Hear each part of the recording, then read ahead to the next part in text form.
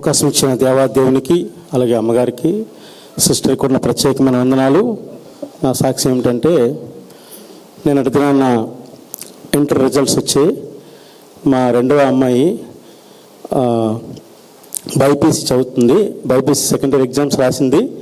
దాంట్లో తను బాసరా కాలేజ్ అని తగరపోసలో ఉంది, అందులో చదివింది అనమాట. తనకి 1000కి 952 మార్కులు వచ్చేయండి. హల్లెలూయా. అమ్మగారితో ప్రార్థన చేయించి మేము తీసుకొని వెళ్ళాం ఎగ్జామ్కి. అలాగే నేను 2013లో ఇక్కడికి వచ్చానండి. ఇక్కడ మ్యూజిషియన్గా వర్క్ చేయడానికి అమ్మగారి దగ్గరికి వచ్చాను.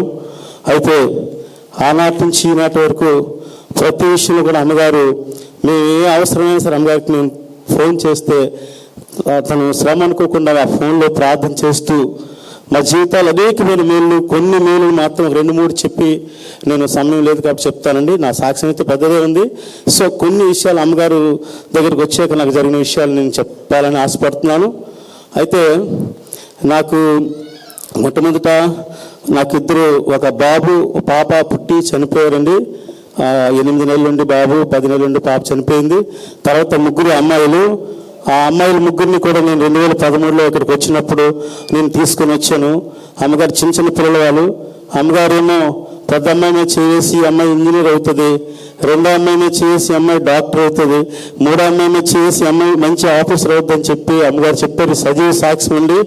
అమ్మగారు చేశారు ప్రార్థన. సో నేనైతే చిన్నప్పటి నుంచి పిల్లల్ని గవర్నమెంట్ స్కూల్, అంటే నాకు స్తోమత లేదు, నేను అప్పుడు ఉద్యోగం రాలేదు. సో నాకు స్తోమత లేక గవర్నమెంట్ స్కూల్లోని ఏపీ రెసిడెన్షియల్ హాస్టల్లో చదివించాను 2 అమ్మాయిల్ని. చిన్న పాప అయితే ఇంటి దగ్గరే చదువుకుంది. సో పెద్ద అమ్మాయి కూడా 10th క్లాస్లో అది తను 585 మార్కులు తెచ్చుకున్న తర్వాత ఇప్పుడు ఇంజనీరింగ్ చదువుతుందండి, బీటెక్ ఇంజనీరింగ్. అలాగే రెండో అమ్మాయి ఇప్పుడు బైపీసీ చదువుతుంది కదండి. తను కూడా మేము ఎంపీసీకి అప్లై చేస్తే బైపీసీ వచ్చిందండి. అయితే అమ్మగారు చెప్పారు, ఆ మాట నేను మర్చిపోయాను. మేము ఎంపీసీకి అని ఇంటర్లో అప్లై చేస్తే ఏపీ రెసిడెన్షియల్లో ఎంపీసీలో కాలేదండి, బైపీసీలో వచ్చిందని చెప్పారు. అయితే ఇది దేవుని చిత్తం, దేవుని ప్రణాళిక. మరి అమ్మగారి మాట ఇది నెరవేరాలి కాబట్టి తను మళ్ళీ అక్కడ హాస్టల్లో చదవను అంటే తీసుకొని వచ్చి తగరపల్స బాసరా కాలేజీలో జాయిన్ చేసాం. తను అక్కడ చదువుతూ అది నేను నారాయణలోనూ నాకు అన్ని స్కూళ్ళు దగ్గరండి. మాది తాళవలస తిరుమల స్కూల్ మా ఇంటి పక్కనే.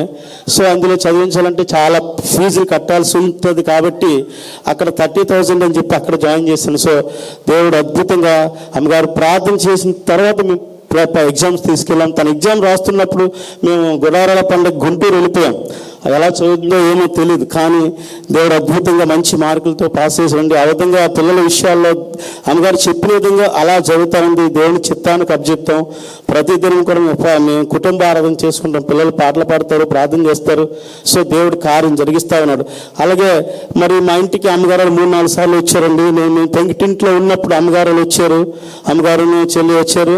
వచ్చిన తర్వాత ఆ ఎదుర మా స్థలం ఉందమ్మా, కొంచెం చిన్న చిన్న గోడలు కట్టేసి ఉండేవి, అది కడతా బాబు అని చెప్పారు. అక్కడికి వెళ్ళి అది కొంచెం చిన్న ఇల్లు కట్టాం ఫస్ట్. దాన్ని కూడా ఓపెన్ చేయడానికి అమ్మగారు పిలిచాం, వచ్చారు, ప్రార్థన చేశారు.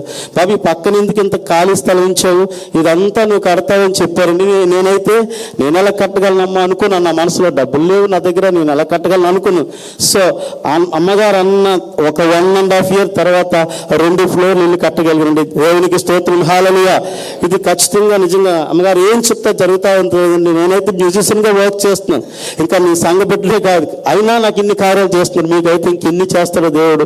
నిజంగా అద్భుతమైన కార్యాలన్నీ. అలాగే నాకు ఎన్నో హెల్త్ ఇష్యూస్ వచ్చినప్పుడు అమ్మగారు దగ్గర వచ్చి ప్రార్థన చేశారు, ఫోన్లో చేశారు, ఇంటికి వచ్చారు, సందర్శించారు. సో నాకు అనేకమైనటువంటి ఎంతో హెల్ప్గా అమ్మగారు చేస్తూ ఉన్నారు. సో అందుకని నేను ఈ సంఘాన్ని విడిచిపెట్టలేనండి. ఈ చిన్న సాక్ష్యం దేవుడు దీవించును గాక.